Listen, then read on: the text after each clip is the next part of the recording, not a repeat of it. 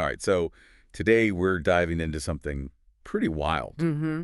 We hear about malware all the time, Yeah. but this one surprised even me. Okay. Bengal cats, Bengal cats. Australia, All right. and a sneaky little program called GootLoader.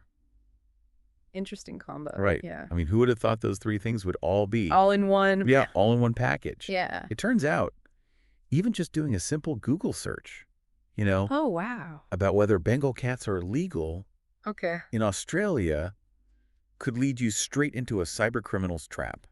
Yeah. That's Pretty scary stuff. it is. It really plays on our trust in search engines, which Yeah. is something we use every single day. Every day. Multiple times a day. Absolutely. And so cybercriminals are using a technique called SEO poisoning Okay. to manipulate those search results so they can push these malicious links higher up the page. Push them higher up the page so you're more likely to click on them. More likely to click on them, and they look totally legitimate. Okay, so SEO poisoning. Before we go any further, remind me, Sure. how does SEO work again? Okay, so SEO stands for search engine optimization. Right. And it's basically how websites get themselves to the top of your search results. Okay. Right. Yeah. So websites can use all sorts of tricks to make Google think their content is relevant and valuable Got it. for the thing that you're searching for. Okay, so it's all about like keywords and backlinks and Yeah, keywords, backlinks, the way your website's structured, Got it. all of that. Okay, so the bad guys are gaming that system to make their malicious sites appear higher in those rankings. Exactly. Got it. That's exactly what they're doing. And we're talking about a specific malware here called GootLoader. Is that right? That's right. Our sources today, reports from Sophos and Cybereason, Mm-hmm. and they've been tracking this. Yeah, they've been tracking this thing. This thing. Okay, so what do they find? So they highlight how GootLoader works. Okay. And it's not your typical malware. Okay. It's not actually the harmful program itself. Okay. It's more of a delivery mechanism. The delivery mechanism. Yeah. Okay, so what does that mean exactly? So think of it as a Trojan horse. Okay. It gets inside your system, Mm-hmm. opens a back door, Uh-huh. and then lets the real threat in.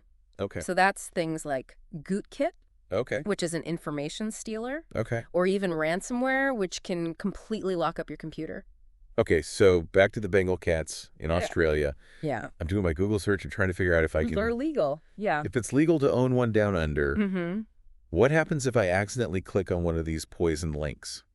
Okay, so you click the link. Yep.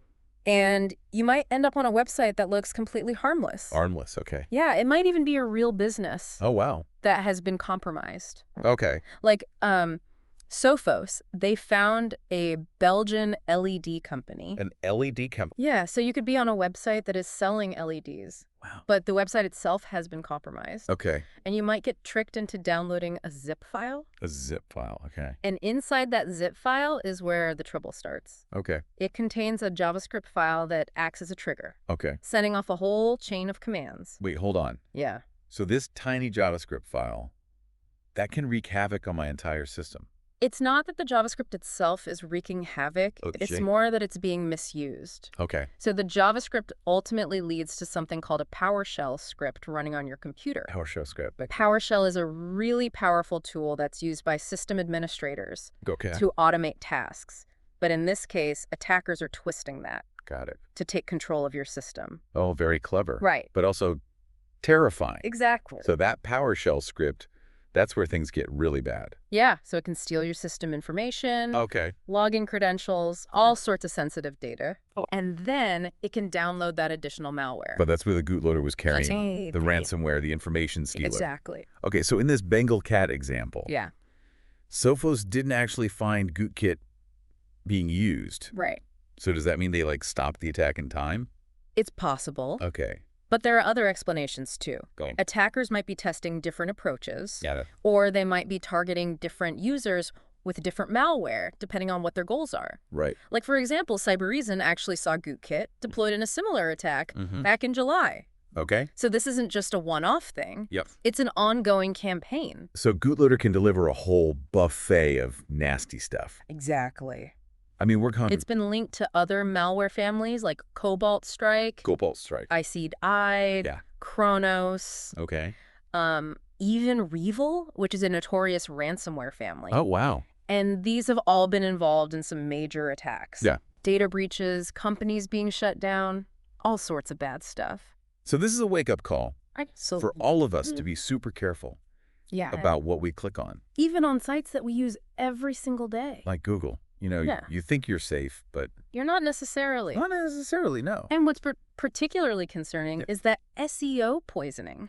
Mm. It's not new. Okay. GootLoader's been using it since at least 2020. 2020. And it's still effective. Why? Why is that? Why is it still effective? Yeah. It's a constant cat and mouse game. Okay. The attackers are always finding new ways to disguise their links and bypass all of the security measures. So it's like as soon as we... They're tweaking their tactics, Yeah. changing keywords, even compromising legitimate websites to make their links look more convincing. So what can we do? Well, How do we protect ourselves? it comes down to awareness. Okay. We need to treat every search result with a healthy dose of skepticism, especially if it seems too good to be true, Right. or if it's about a very specific niche topic. You know what? That's such a good point, because I would have thought like a Bengal cat. Right.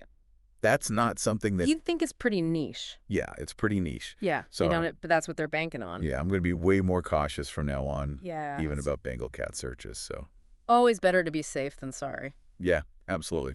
But this also brings up a bigger question. Okay. What other seemingly harmless searches could be exploited? Right. As cyber criminals become even more sophisticated, how can we stay ahead of the curve and protect ourselves online? That's a great question to leave everybody with. We'll see you next time See you next time. for another deep dive Yeah. into the world of cybersecurity.